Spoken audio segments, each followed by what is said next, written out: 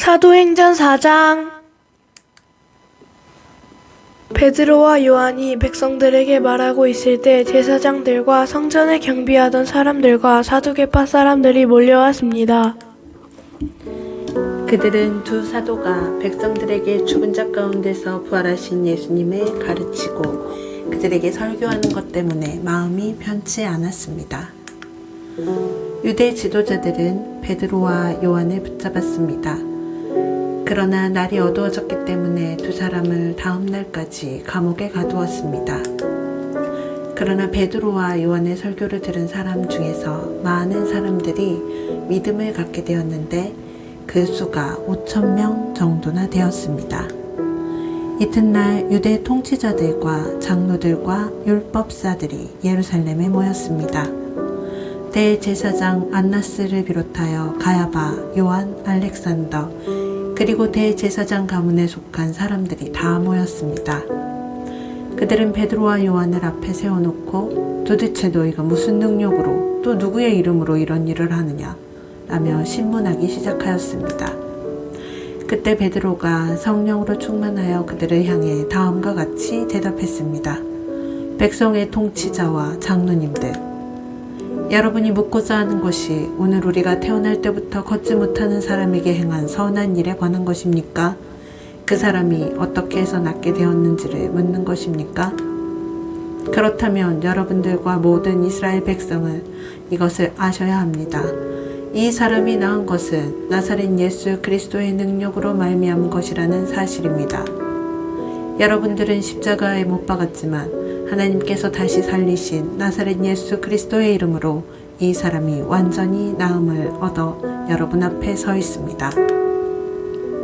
이 예수님은 건축자들이 버린 돌이지만 찐 모퉁이의 머릿돌이 되셨습니다.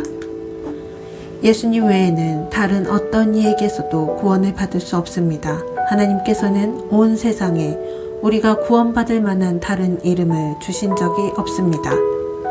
공의의 의원들은 베드로와 요한이 교육을 받지 못한 평범한 사람인 줄 알고 있었는데 이렇게 담대하게 말하는 것을 보고 놀랐습니다. 그제서야 비로소 그들은 베드로와 요한이 예수님과 함께 있던 사람이라는 것을 알게 되었습니다. 그들은 태어날 때부터 걷지 못하던 사람이었다가 지금은 나은 사람이 베드로와 요한 곁에 서 있는 것을 보고는 더 이상 아무것도 물을 수 없었습니다. 그래서 그들은 베드로와 요한에게 공회에서 나가 있으라고 한 뒤에 서로 의논하였습니다. 이 사람들은 어떻게 하면 좋겠소? 예루살렘에 사는 사람이라면 누구나 이들이 큰 표적을 행한 것을 알고 있소. 그리고 우리도 그것을 부인할 수 없소. 하지만 이 일이 사람들 사이에 더 이상 퍼지지 않게 하기 위해서라도 앞으로는 예수님 이름으로 아무에게도 말하지 말라고 그들에게 경고해 두는 것이 좋을 듯하오. 그래서 그들은 베드로와 요한을 다시 불러 절대로 예수님의 이름으로 말하지도 말고 가르치지도 말라고 경고했습니다. 그러나 베드로와 요한은 이렇게 대답했습니다. 우리가 하나님의 말씀을 듣는 것과 여러분의 말을 듣는 것 중에 하나님께서 보시기에 어느 것이 더 옳은 것인지 한번 판단해 보십시오. 우리는 우리가 보고 들은 것을 말하지 않을 수가 없습니다. 조금 전에 일어난 일을 본 사람들이 하나님을 찬양하고 있었기 때문에 유대 통치자들은 두 사람을 어떻게 처벌해야 할지 결정할 수가 없었습니다. 그래서 그들은 몇 마디 경고만 더 하고 사도들을 놓아주었습니다. 이 기적으로 병이 나은 사람은 40살이 넘은 사람이었습니다. 베드로와 요한은 유대 통치자들에게서 풀려나자 동료들에게로 가서 대제사장과 장로들이 자기들에게 한 말을 그대로 전해주었습니다. 동료들은 그 말을 듣고 소리를 높여 한 마음으로 하나님께 기도했습니다. 하늘과 땅과 바다와 그 가운데 있는 모든 것을 창조하신 전능하신 주님, 주님께서 주님의 종인 우리 조상 다윗의 입을 빌려 성령으로 이렇게 말씀하셨습니다. 어찌하여 민족들이 화를 내며 어찌하여 백성이 헛된 계획을 세우는가?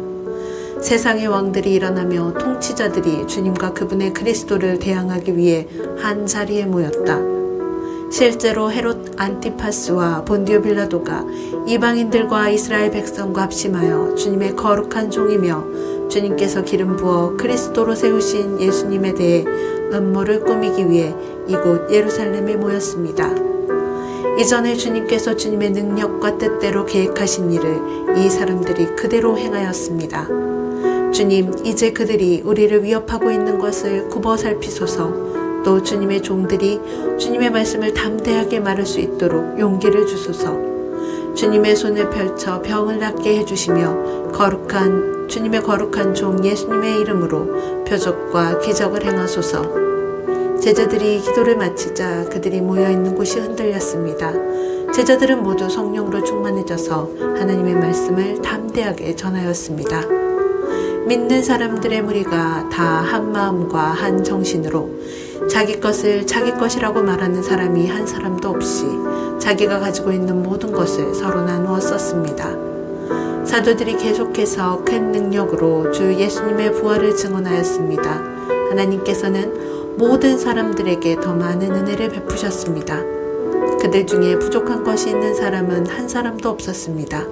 때로는 밭이나 집이 있는 사람이 밭이나 집을 팔아 판 돈을 사도들에게 가져와 사도들의 발 앞에 놓았습니다. 그러면 사도들은 그 돈을 필요한 사람들에게 각각 나누어 주었습니다. 믿는 사람 중에 요셉이라는 사람이 있었습니다. 사도들은 그 사람을 바나바라고 불렀습니다. 바나바란 이름의 뜻은 격려하는 사람입니다. 바나바는 키프로스에서 태어난 레위 지파 사람입니다. 요셉이 자기의 밭을 팔아 그 돈을 사도들의 발 앞에 갖다 놓았습니다. 아멘.